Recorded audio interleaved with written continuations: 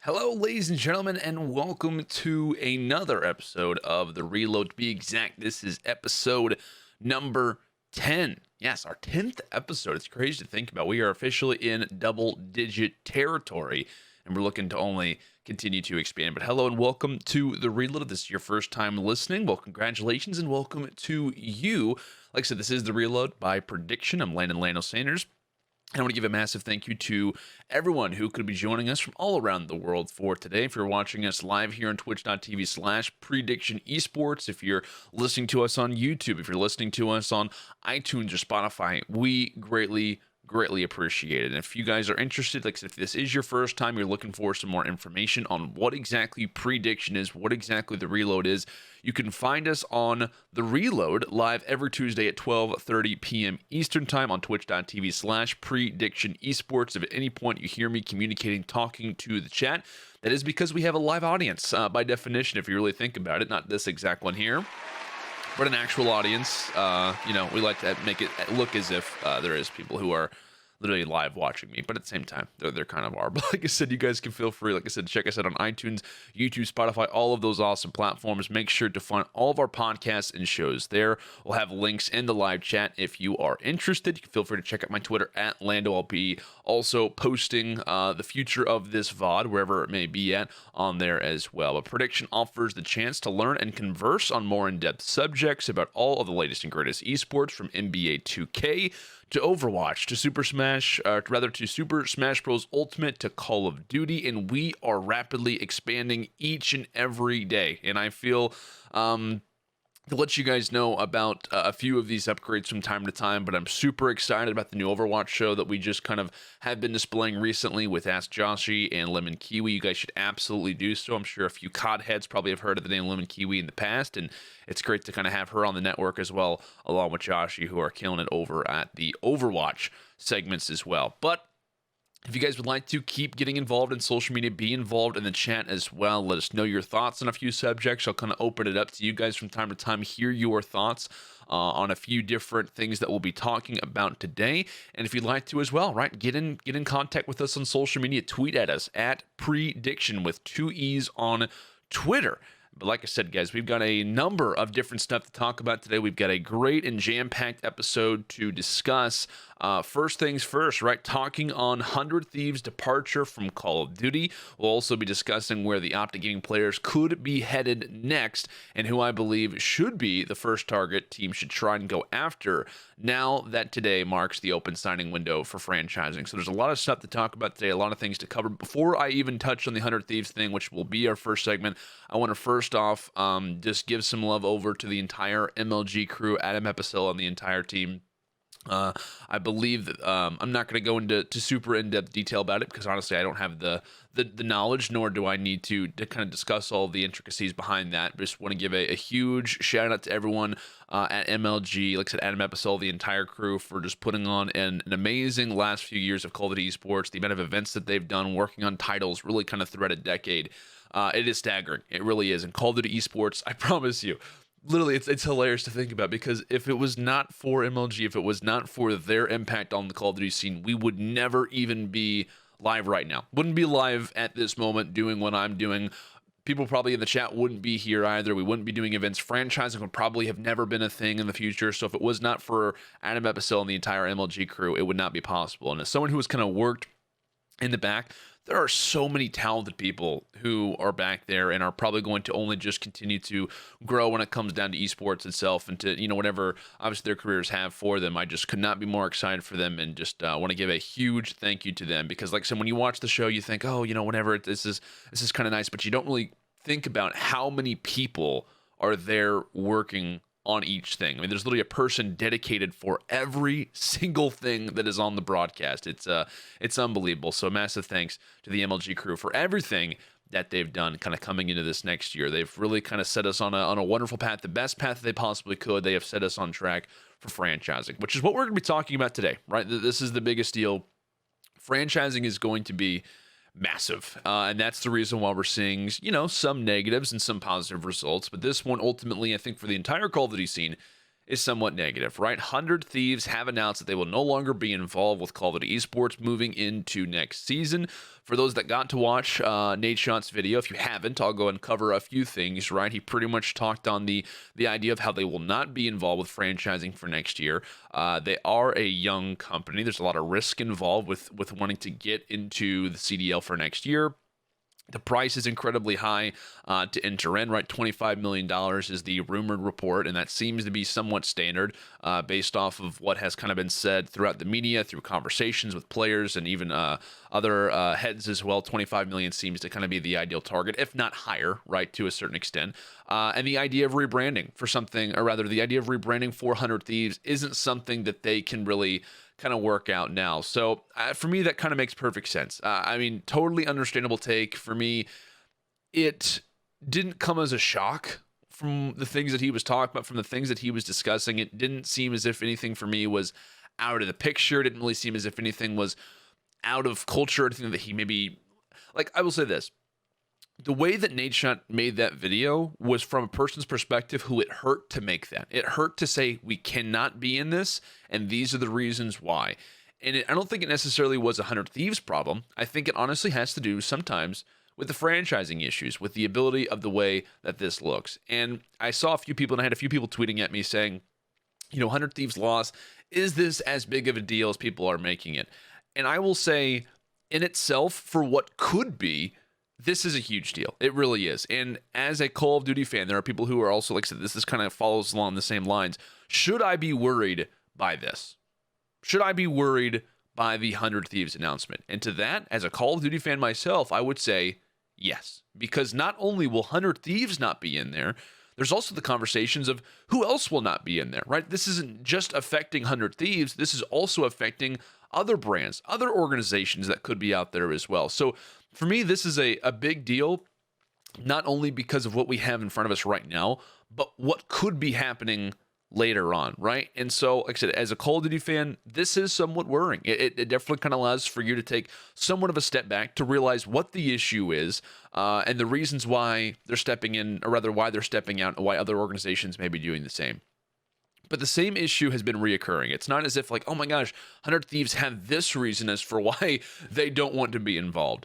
It's not at all that way, right? It is the same reoccurring issue of, first of all, the price is too high, and the rebranding idea is very difficult to get behind, right? The scariest part is that, like I said, more organizations could start to follow. And like I said, there were a number of different questions that started to kind of roll through my mind whenever this announcement rolled through. And one of those in particular is that, hey, is franchising already starting to burden Call of Duty esports? Are all of these stipulations worth it? And the only thing that we can do as of this moment is simply speculate. We can. There's no one who is going to be able to give you an answer of yes or no as of this moment. They can give you an idea for what they assume, myself included, but there is no way to fully know until the league is functioning. There's no way to fully know. We can speculate. I said we can take some ideas, but there is no way. It is impossible to give a direct answer. But I will say it's starting to look a little bit scary. It's starting to look a little bit worrying in the way that things are appearing for now. So, like I said, is franchising already starting to burden Call of Duty esports? To that question, you could say somewhat, right? It's definitely a difficult growing period. But are all of these stipulations worth it? We'll have to see. We really will. It's just a matter of we'll have to see. We'll have to see how things start to kind of continue, how they start to continue to evolve and whatnot. And Aston_CA says in chat, it's bad when Envy will have the biggest fan base depending where Scum goes. I mean, hey, it may sound a little bit harsh, but it's true. It kind of is, right? I mean, Envy looked upon as a massive organization in Call of Duty esports, but we're looking at a few other brands like the original OG guys. They're probably not going to be an OpTic, which we'll be talking about where they possibly could be going to next here in just a moment. But you talk about FaZe Clan, are they still going to be involved? And then obviously Envy is in there as well. But still, the idea of camps getting out of Call of Duty esports, it definitely hurts. And I really want to tackle this one too, because I think this is a very important subject to bring up. And this is kind of like the main conversation. As soon as this announcement came through, everybody was asking, who needs who more? Did Call of Duty need 100 Thieves, or did 100 Thieves need Call of Duty? Who needed each other more? And I currently believe at this very moment, Call of Duty needs 100 Thieves more. Now let's go over a few of their subjects. Where are both of these organizations? Where are both of these camps sitting at as of this moment? So if I'm 100 Thieves, I'm looked upon already as one of the best organizations in the world, right? We're rolling through sponsors, we're rolling through different games, we've got some ideas. We came into Call of Duty regarded as one of the best teams throughout the year. We went back to back. We announced all kinds of different things. We also adapted the audience and made a fan base out of it, right? Nadeshot coming into Call of Duty already has an insane history in Call of Duty esports, regarded as one of the, if not the most well-known face in Call of Duty esports history. He comes through already having a fan base, adapts the fan base, gets a massive crowd around them, and as someone who was at Champs, I can firmly tell you there were a lot of 100 Thieves jerseys. Don't get me wrong, OpTic by far were the more of anything, but 100 Thieves was right there. It really, and like based off of that sample size alone, it's kind of crazy how many 100 Thieves supporters there are in just 1 year, and based off the things, based off the way that they have built things already. But moving on. So the big thing the 100 Thieves loses, right? We lose a huge game, right? We lose Call of Duty, which is a massive game for us, but what are they instantly doing? Looking for other esports. They tweet out already. They are looking for Counter-Strike. They're wanting to get into CSGO. So that for me is one also major thing to keep in mind, is that they are already looking to expand to fill the gap of which Call of Duty has started to leave them in a little bit. And 100 Thieves is clearly still afloat. Like, it's not as if they leave Call of Duty. Oh, what happens now? What's going to happen with 100 Thieves? Are they done for? Is it over? What happens in this situation? Like I said, they do lose a huge game, but like I said, they're already expanding. They're still very much afloat. They build a foundation, and now they carry on forward. They move into the future. And now if I'm Call of Duty, right, I lose one of the biggest brands in the world, straight up. I mean, 100 Thieves is not only just one of the biggest brands in Call of Duty, they're not just the cool kid on the block in Call of Duty, they're also one of the biggest and the cool kid on the block in all of esports. Viewership is in question right now for Call of Duty. I lost a brand that could help that, and when a lot of major brands are already maybe not being in contention for next year, it starts to hurt, right? Viewership, you are hurting a lot by Call of Duty, and since this is, and I'll say this, by starting franchising and making new brands, we're hitting the refresh button. If you're Call of Duty, we are hitting the refresh button on franchising. We're almost starting anew, meaning that franchising is a new entity, and year one of this needs to go well. 100 Thieves, they've already had their year one. They've gained their audience, and now they're going. Call of Duty, they need brands, and they need viewership. They need fans to install that upon them, and they need pawns like 100 Thieves to bring in that viewership, to bring in that money, to continue to move forward. So that's the way that I personally look at this, is that if I'm Call of Duty, it is a little bit worrying because this could continue. It really could. It could continue as time goes on. So, like I said, I'm kind of in the camp of 100 Thieves really doesn't need Call of Duty all that much. But if you're COD, things start to continue on. You lose brands like 100T, you lose brands like FaZe, you lose the exact name under 100T as well. That could be a conflicting problem over time. So that's the way that I currently look at it, as in I don't really think 100 Thieves needed COD all that much. And I think easily at this moment, Call of Duty hurts. It hurts to lose a brand like that, of which they look to be one of the biggest brands right now. And by definition, if you're losing OpTic, you could say that if 100 Thieves were in, they could be the biggest, or rather the biggest fan base in Call of Duty esports for next year. It just kind of depends. Like, so where the OpTic guys go, it really matters on that. But it's incredibly scary, right? That organizations could follow along this same pattern. FaZe may not be in. Gen G, who knows what's going on right now with United, the OpTic situation, which we don't have to dive into exactly yet.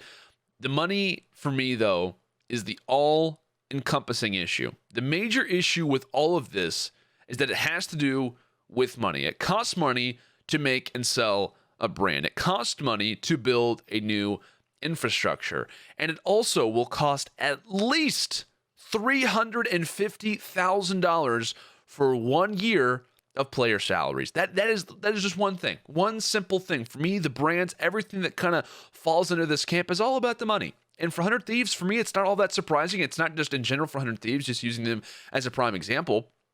But the money is the overwhelming aspect of all of this. And it is going to cost a lot to move into something like this. You're spending money to lose money, and it is a risk. Castro's video in response to Nadeshot was simply, it's a risk, and we're willing to take it, but he understands that other brands aren't going to follow along that same kind of that same path, if you will. So the way that I look at it is that, like I said, the money aspect is huge. And the way that the number that I came up with, $350,000, there is a league minimum of a $50,000 contract that also includes benefits as well for 1 year of player salaries. And I'll tell you right now, you're not going to get 7 players for $50,000 and be a contender. You're going to have to get a lot more than that. We've talked about the cap and the rumors with all those things, but you're looking at around $350,000 at least for year one, not including the future. So, like I said, the way that I look at it, you're spending money to lose money, and there is a very big risk right there. It really is. So, like I said, it is unfortunate that we are losing 100 Thieves for next season.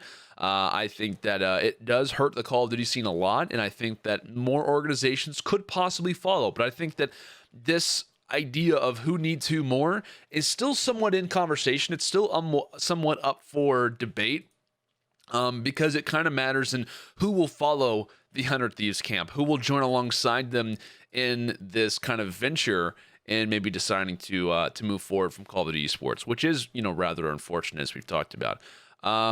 So I think that, like I said, kind of moving into the next subject, I think this is really important to want to try and discuss, to want to try and bring this one up, because the next thing that I want to make mention of is where the OpTic players could be headed next season, right? We go from the 100 Thieves storyline. They're no longer going to be involved. Now, when we look at the previous OG guys, where are they going, right? Because they've made it somewhat clear, they've made it somewhat apparent that they no longer want to be under the Immortals OpTic name for next season. That is the rumor going around that the one of the LA spots, which is owned by Immortals Gaming Club, will in fact use the name of OpTic, and that was actually something that I mentioned very early on in actually a Reload episode here on Prediction. I mentioned that I felt as if it would make perfect sense if that brand isn't being used in other esports, that they probably would try to use it when it comes to franchising, right? If you have the resources, why not try and implement it? And I think that's what they're probably going to try and do. So we're going to go and call them the LA OpTic for right now. So I think they've made it apparent that they no longer want to be under that brand. They're still somewhat sore from the Infinite spot. They don't really know exactly who's in control of their future in terms of Immortals as well, at least just from my opinion. So, and the reason why we're grouping them up, because if you guys remember last episode, we talked heavily on the idea of where Scump would be going next. And the reason why I brought that up is because he is by far the most well-recognized professional player in all of Call of Duty esports. He has the biggest brand. He's also a very talented player. But where would he be going? And my idea for that was Dallas. It was Envy, right? It was going to be that camp. However, we've started to see a few things over what has been the last few days coming in from social media posts talking about how they may, in fact, be sticking together. It's not about players trying to go their separate ways. They are at least tempting or wanting at the idea of staying with one another. And this first conversation comes from Crim6's Instagram post with the Green Wallet Champs, which he included the caption of, "I'm sure any player would love to play under a team with the amount of love and support. Hopefully, wherever we end up, we'll see you guys supporting all the same." And so it wasn't just that Instagram post, it was also Hitch in one of his recent videos talked on how he heard that's what the plan is as well, is that the OG boys, they'd like to try and stick together. That seems to kind of be their goal for this time, is wanting to kind of stay in the same camp and move forward together. So I kind of get that idea. I think for me that makes total sense. The fact that these guys want to try and stick together and to move forward. Now, what are their options? What are the options right now for the boys on OG? Because I don't think they're going just anywhere. Like, realistically, I don't think that they're going to be like, oh yeah, let's go ahead and venture off and try to join alongside this random organization. No, they're going to be very careful with how they try and interpret this. And now there are a few different avenues that I currently see as an option. And like we said, there's going to be a few others that can maybe make themselves apparent over time. We did learn a few things coming in from last week into now this week about a few things going on with Lee Zybin. Including this Houston deal, which was coming out from reports saying that the Houston deal, which was rumored to be under the line sights of Lee Zybin, who owns the Houston Outlaws, he could be working, in fact, with Hex. There was a report that said he also could be working alongside E United to get into franchising as well. So that one still remains in the balance for me. I think if you're OpTic Gaming right now, you're looking, and I'm talking about the players more specifically, if you're looking at the option of Houston, it's nice because you still have that same home base, right? You're not leaving. You're now with Lee Zybin and Hex, who I'm sure they want to try to stay with Hex. I think that would be kind of odd if they wouldn't. So I think for me, it makes sense. All things considered, staying in Houston would not be a crazy idea. Plus, you're with the Outlaws. Like I said, you're matching in green. It only just would make sense if they want to try and be there. However, that recent report kind of throws something into the mix saying that, hey, Lee Zybin, he's interested in being in the CDL, and it may not just be OpTic of which he wants to be alongside. He may just be interested in whoever wants to work alongside him. So, like I said, that's kind of up in the air. So Houston could be an option depending on if Hex is there. So I think the Hex is kind of the overwhelming aspect of where he goes. They also want to try and follow to a certain extent, like I said. Now, the next option for me makes the overwhelming most sense. I think it does. Dallas makes the most sense, right? Going to Envy, going to Dallas. It's by no means the perfect fit, but for me, it makes the most sense. For me, it makes the most sense as of this moment. Dallas currently, as we know, has Hook, and I think that whenever they made the initial change, and this is something that I actually brought up on the reload previously, was that my idea was that they loaned out Hook to bring Gunless in. When they got Gunless in, it was a matter of, okay, now's the time we're pitching for franchising. We want to try to get Gunless on board. We want to try and corral these two together to get this dynamic duo moving forward for franchising. Instantly wipe Hook, instantly wipe Gunless off the table so that nobody has any options to move forward with it. So I think for me, this, like I said, this move makes sense, but you have to keep in mind that Dallas may have other things going on. They could have other things being brought up kind of in their mindset as well, almost to the point where, like we said, the OpTic players are already currently based in Texas. This is a stable brand. It really wouldn't kind of be off of the limelight if they were to join alongside this one. But who would they lose in this transition? Right? That's the elephant in the room type conversation. It's a matter of, okay, we've got Hook. Not, at least to anyone else's knowledge, they haven't announced they have Gunless as of yet, so I don't think that that's 100% locked in. But they've got Hook. At that point, what happens? Right? Are they trading Hook? Are they wanting to bring over the entire OG roster? What happens then? Because you look at it and it's like, hey, you know what? We can either give away Hook in this situation. We're going to get a massive buyout for him. That's going to be great. So they're going to make money regardless. But at the same time, you're looking at this entire OG camp. And what if Envy, their only stipulation is that we at least want Hook? We want our golden boy. We want our guy who has been on this team since the very beginning, the multi-FPS champion or the multi-FPS talent, at least on our brand. We want to roll on with this guy. But who would you lose in that transition? I think personally, it would either be an internal problem that would cause this, or it would just simply be karma. He's already made the case that he has somewhat of an interest in coaching. I know it was kind of a little bit of a joke at the time, like, I'd be interested, but that's the way the karma works. Like, legitimately, it's like, hey, that tweet, while it may have seemed as a joke, it's actually something he's considering. So I will say that if they were to make this venture, it would be an interesting subject, and it really wouldn't surprise me, though, if karma's just like, yeah, I'll go and be a coach. I'll go and be maybe a sub, if you will. I'll make sure to not really be in that same situation as the other guys, but you also have to consider when those conversations get brought about, what if, like I said, we don't know all the details of it, but what if when it comes down to this point, karma's like, yeah, I'd rather play. I'm actually liking this game a decent amount. Well, who do we get rid of? Who do we look at to try and get rid of? Is there an outlier in specifics who we try and get rid of? Does someone want to try and retire outside of this? Like I said, there are a lot of conversations to have, and when we get to that point, or possibly whenever that could be announced in the future, we'll dive more into that conversation as maybe being a thing. But I think it would be interesting to kind of see exactly how that transition would work. Who would join alongside this team? And if so, who would be removed? Who would leave this roster? Would Hook still be on it, prior to the OG team or after? And imagine Hook along with Tej. Imagine Hook along with Scump. That would be incredible to watch, along with Dashy, along with, like I said, the dynasty old, or rather the old dynasty, if you will, in combination with Dashy and TJ. Then in the mix of having Hook in there, I think would be a pretty interesting one. So we talked about the Houston deal with Lee Zybin. We talked about Dallas possibly being, in my eyes, the best option because everything else is somewhat in question. We don't really know what's going on with Houston right now.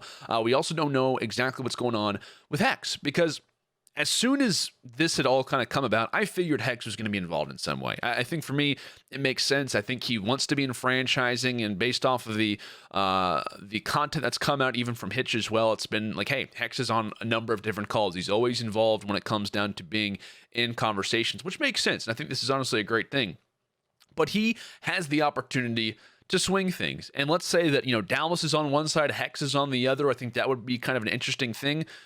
But what if Hex and Dallas mixed? What if they happen to be in the same camp as each other? I think this is actually a very possible thing. I think if Hex cannot necessarily find a home on any other brand, I think that this would be the team. But I will say that for me would also require them to work together, which kind of like the basis of their friendship in terms of Hex and Hastro has been the idea of competition. It's been the idea of green being better than blue, blue being better than green. So if they were to unite, I think that would honestly be the ultimate crossover, right? The ultimate Call of Duty crossover, and would instantly allow for the OG players to be like, okay, we got a home, right? We got a home. I don't know if that would really work out. I think it's absolutely something to think about if Hex maybe can't find a home on another franchise, if things just really kind of aren't going all out well, if he's not in a position that he feels comfortable with. Let's say Houston starts to fall through, which I think is actually a great option right now from an outside perspective. But I think for me, it would kind of make sense. Maybe he gets put simply in control over the Call of Duty team. Like we said, it's still up for question. The idea of being in Texas is probably the most known, but I think it's interesting. And I will say that in the limelight of having this OpTic roster still up in question right now, where will they be going? Because we know at least they're not going to be under Immortals. At least they seem as if they don't really want to be. This needs to happen sooner than later, right? This can't be coming down to the wire in terms of what's going to happen, because from what we have known with the Infinite situation, the OpTic players have gone through a lot, right? The entire brand itself have gone through a lot. They're not interested in wanting to be on this wire of not knowing one thing to the next, right? As long as things are starting to be solidified, I think it needs to happen early, because this happens in other sports where you'll have brands come through and, hey, we want to knock on the door of TJ. We want to knock on the door of Dashy. Hey, Scump, would you ever be interested in wanting to play for our team? Would you ever want to be interested in wanting to be the face of our franchise? Would you like to be the most paid player in all of Call of Duty Sports history? Now's your chance, right? Come over to us. Come over to our camp. They know how to sweet talk. Certain brands do, right? You get the right people involved, and they can make it seem as if, hey, this max contract, this franchise, these sponsorship opportunities, they could be exactly what you want. And like I said, you may have the entire team want to go over, but it could get to that interesting point that could get to that spearhead and say, hey, Hook, he's still on the roster. Who's heading out? Who's leaving? Who's venturing forward? And at that point, when conversations are unbound, that could be when one player from OG says, I'm going elsewhere. You know what? This is a really good spot that I could have on this team. I could be looked upon as a much bigger entity on this roster. I could get paid more here. I could get sponsorships here. All of the opportunities. Like I said, for me, this needs to happen sooner rather than later. And it's not necessarily happening instantly, but I think for me, it needs to happen in the next, I'm not going to give an exact date, but I think, like I said, it needs to happen in the near future rather than happening and it's coming down to the wire. It's a buzzer beater type conversation. That's at least the way that I look at this. But I am interested, though, because this is going to be a huge transition, right? Not having the name OpTic represent these players is going to be somewhat crazy to look at. But I think as of this moment, for me, the only solidified thing, because all the others are somewhat rumors for right now, I think Dallas makes the most sense. I think Hex could easily wind up there. And if so, the idea of Texas having Astro and Hex together under a stable brand like Envy, who has already proved themselves, the familiarity conversation we had last week, you couldn't beat it, right? You absolutely could not beat the location. You could not beat the team behind it. You could not beat the idea of Envy itself behind it. It would literally make up for the best team in franchising, not only just by a fan base conversation, but also maybe even based off of talent, because every player would want to join and play alongside them. I think almost every player would have an interest in wanting to play for Envy already, right? If you just said, hey, we got Hook, and that's kind of about it, sign me up. I'm totally fine with joining a brand that's previously existed in Call of Duty Esports. Sign me up right now. Let's go and move on.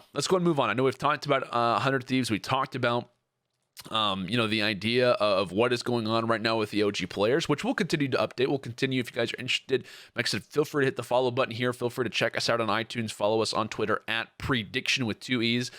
We're going to be covering this as much as we possibly can. So make sure to be kind of up to date when it comes down to that, because it will be a conversation that only continues to progress as time goes on. But in terms of conversations, in terms of roster announcements, today is the open signing window. So that has officially begun today, right here on September 3rd, meaning that organizations under the CDL have the ability to sign players. So to kind of break this down a little bit for those who may be somewhat scarce to this idea, maybe who aren't super aware of this right now, if you're unrestricted, so this conversations could happen today. We actually could see someone get signed today, but they have to be unrestricted, most likely, for this to actually be a thing. So what unrestricted pretty much means in this conversation is that they are not tied to a contract, meaning that they can, in fact, sign today until whenever that they would like to.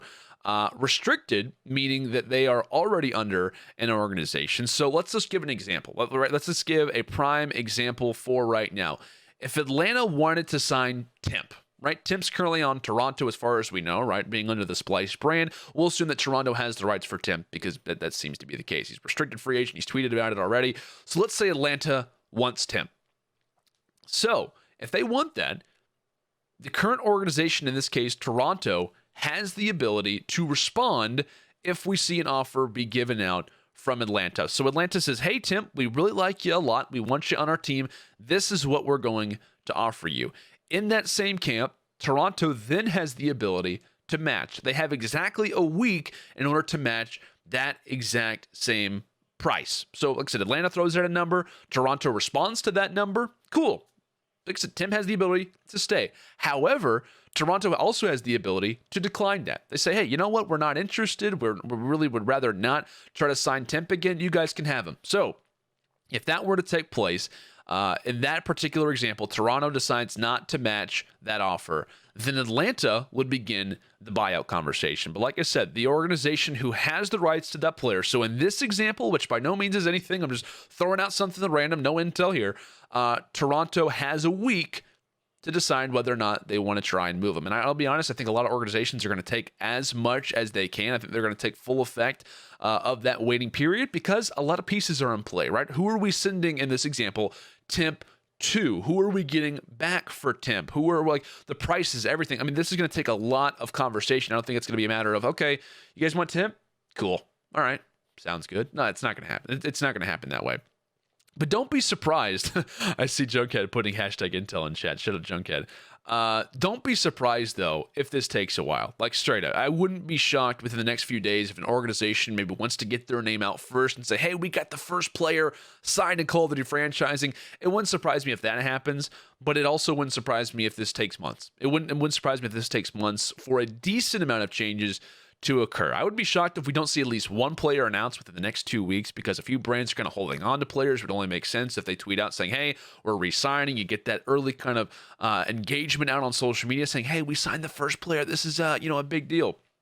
That's just the way that it works. But I have in my eye around this time next week, because by then, if teams put out an offer, it would only make sense that the conversations start to begin. So I would eye out, if you're a Call of Duty esports fan, if you're trying to stay involved with Twitter, I would really recommend looking around a week and a half out from this specific date. So what, maybe around the 12th, the 13th, maybe even to be more specific, what are we thinking? Like, I would say like the 10th to the 12th, I think we'll see at least something be announced, maybe even one big change. And the reason, like I said, why I think that could be the case is because that will be enough time for a roster to either decline, wanting to match an offer from another team if a restricted free agent wants to be out there. And then by then, that's when conversations can be inbound. That's when buyouts start to happen. So for me, like I said, it wouldn't surprise me within around a week and a half if we have at least one player already down. But like I said, I'm going to kind of transition this over because this whole idea is myself talking about if I was put in the GM seat. And I want you guys to get involved in the chat as well. We got 60 viewers watching right now. Massive thank you to all you guys. But if you were put in the GM seat right now, and I actually made this tweet on Twitter, and there was a lot of players, a lot of pros who were active on this one, as we actually can quickly look at Twitter. As I instantly glance toward Twitter, I see Looney tweeting that he's a restricted free agent heading in the 2020 CDL season, looking at all my opportunities before deciding what's best for any franchise interested in speaking. Please feel free to reach me via email. So if anyone who's watching this is interested in contacting Looney, feel free to do so. But that's some interesting news going on live right there. So there you go. But, and we were obviously already talking about Toronto, so they've got a lot of things kind of in the mix. But if you guys were in the GM seat, and we'll just go ahead and say this. If everyone was available and you had first pick, Who are you going for? I need a reason. I need a player. Or rather, I need a player. I need a reason why. Let me know what your guys' thoughts are. Because like I said, I tweeted this out. A lot of players were interested in wanting to instantly kind of give their opinions on this, who they felt was going to be the best option for a first pick in a fantasy draft, if you will. But I want to know what your guys' thoughts are. I'm going to go ahead and talk about a few characteristics as to why I feel I would pick a specific player. Now, a few things that I'm looking at. If I were in the GM position, would be the longevity of the career, right? I want someone who's not just going to be here for 2 years. Not that I'm going to pick an older player, or not that I'm opposed to picking an older player, but if someone is kind of on the way out to a certain extent, I'm not sure if I want to build a franchise around that person, because the entirety of franchising is really kind of based around this idea of longevity. The biggest reason why Call of Duty somewhat has the camp or the idea that a $25 million prize is worth it is because of the longevity of the title, right? It can last 10, 15, 20 years. That's what these franchises are based around. This is the reason why they want to invest in the first place. It's not just this cool 5-year plan. It is a long-running aspect. They want this to be like sports. And if we think about how long the NBA, how long the NHL, how long the NFL has been around for, I'm going to start to kind of get an idea for it. So longevity of the career for me is important. Maybe getting someone younger, someone who's in the prime of their career right now, or maybe on the cusp of being in their prime. That's instantly what I'm kind of keeping in mind. Age is actually a big deal.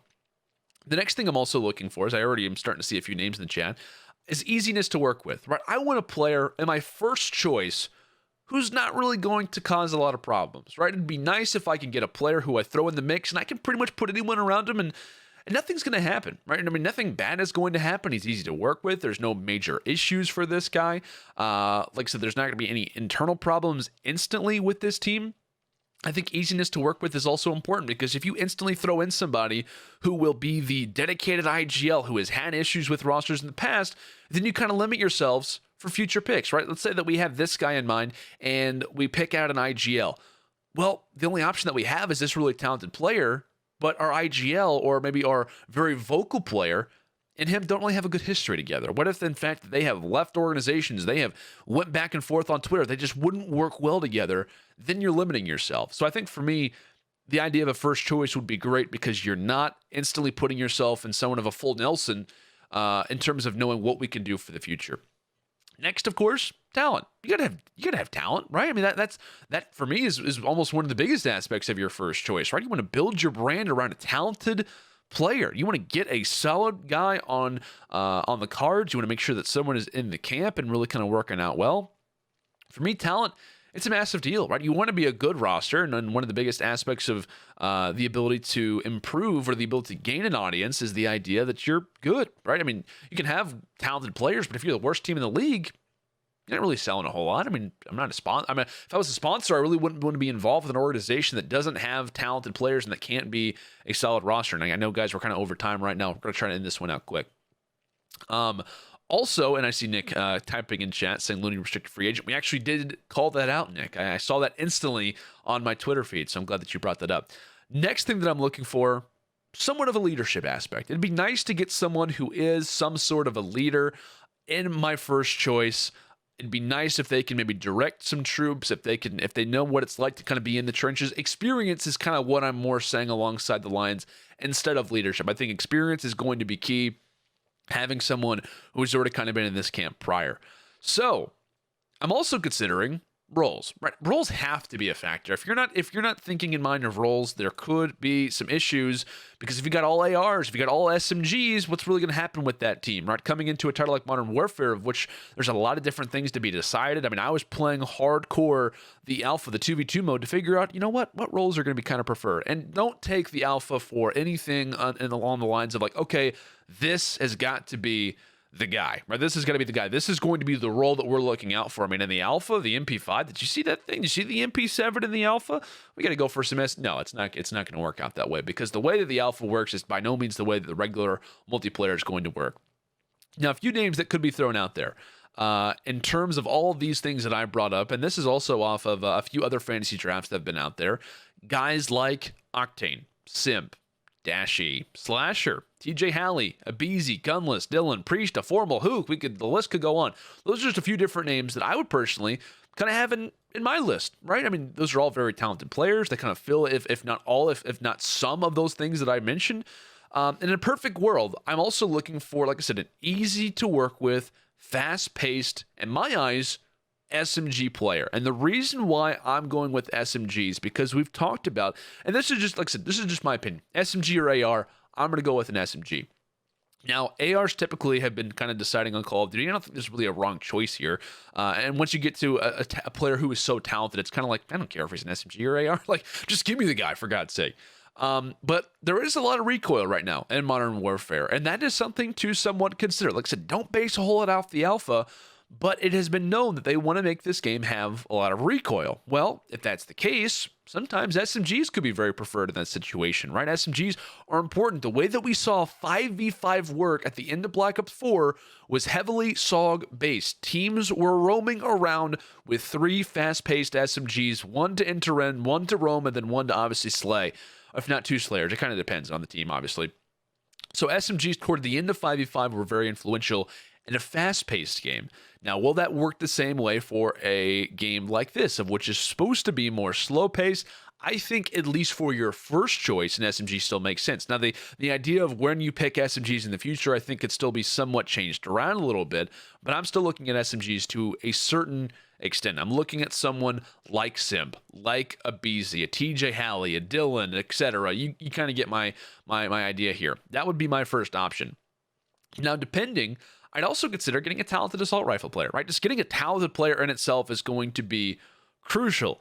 And I think you go for a star first. I think you build around the star. You get someone, like I said, who's easy to work with. You have no issues or conflicts.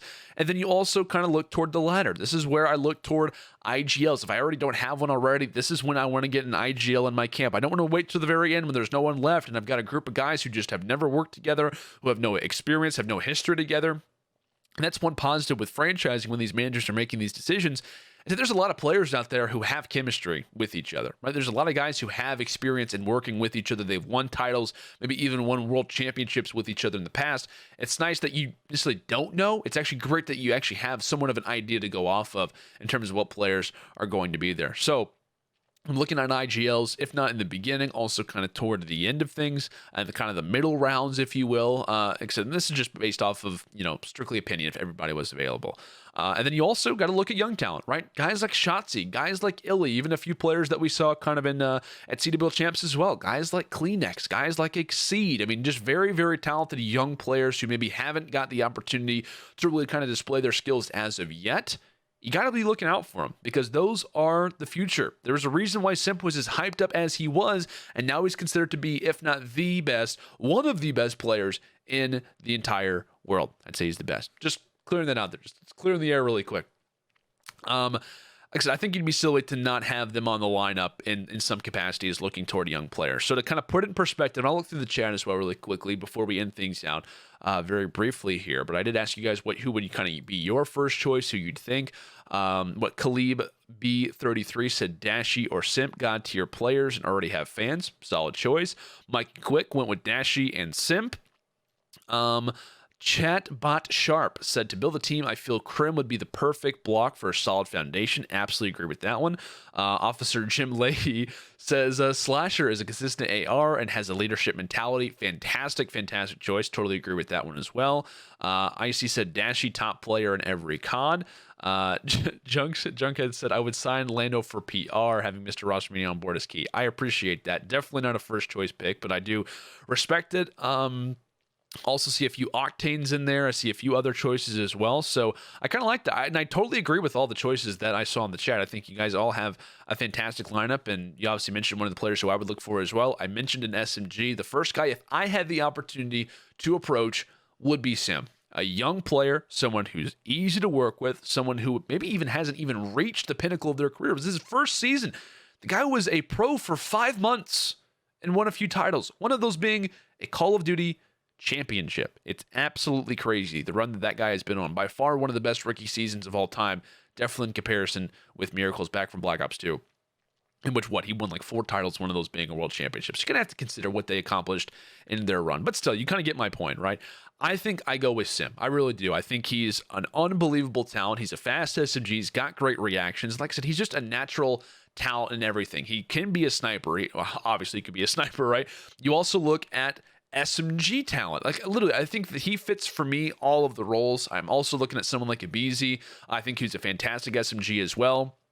Who kind of was the entry, I think kind of maybe didn't get as much credit this year as he deserved throughout a lot, just because he was the first one kind of diving in. I think you also look 100% at someone like Dashy. It depends on where he wants to go and if he wants to stick with the OG camp, which seems to be the case. However, I think that whenever you have the opportunity to get any sort of talent like Dashy has, if you get the opportunity, you absolutely take him. It would be crazy to not want to try and go for that guy first. Then you look at dedicated ARs, guys like Octane, even talented Slayer leaders like Slasher as well. There was a big question, could they work together? And clearly they did. They worked very, very well together, into the point where both, which were previously known as main ARs, managed to work together. Octane had an incredible year. Slasher, especially kind of toward the end, really started to become a top 5 player in the world as well. Like I said, there's a lot of guys to consider. Guys like TJ Halley. Then you look at Gunless. Dylan's up there. Priest is very influential. He can do any position. Hook, which I'm pretty sure is tied down to Dallas, also would be an option. I see Junkhead also mentions Kenny. Kenny was fantastic as well in a slower paced game. A very, very good call as well.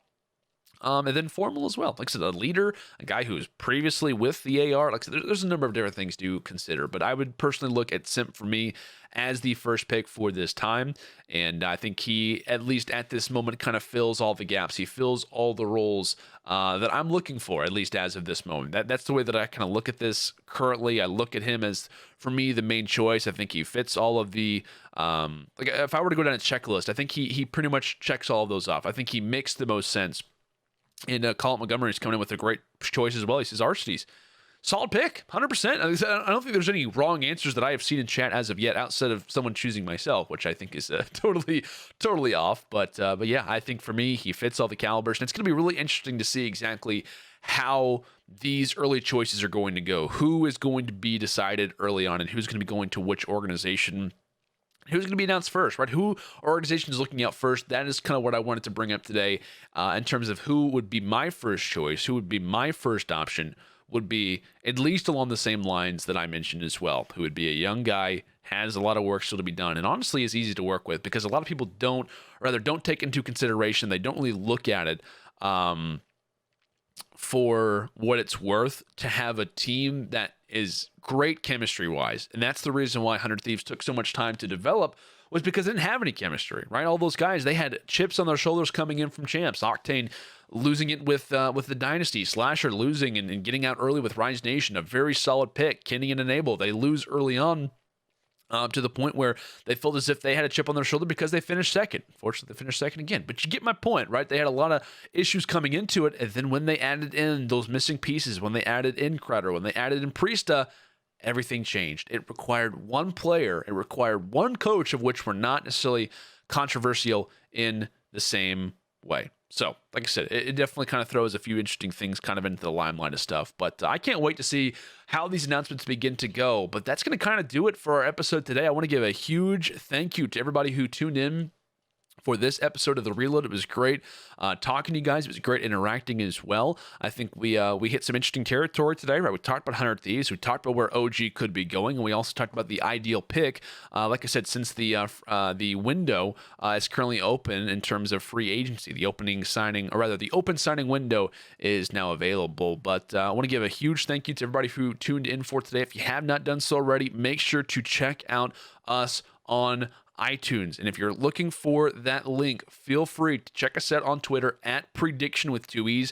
Feel free to follow myself on Twitter at Lando. We will be displaying those links. So if you missed any portions of the episode, if you said, hey, I didn't hear the OG segment, I didn't hear the 100 T segment, I didn't hear all of the player kind of talks at the end, this will be available on Spotify, iTunes, YouTube as well. So make sure to stay tuned for all those links, as we will be having those available. But yeah, thank you guys so much for tuning in. It was a phenomenal episode, probably one of the best ones that we have done as of yet. A lot of interesting subjects still to come in the worlds of Call of Duty. But this is Landon LandO Sanders signing off and saying thank you guys so much for tuning into this episode of The Reload, 10 episodes deep. And boy, is it getting better than ever. That's for sure. A lot more interesting stuff to talk about, a lot more interesting things to cover.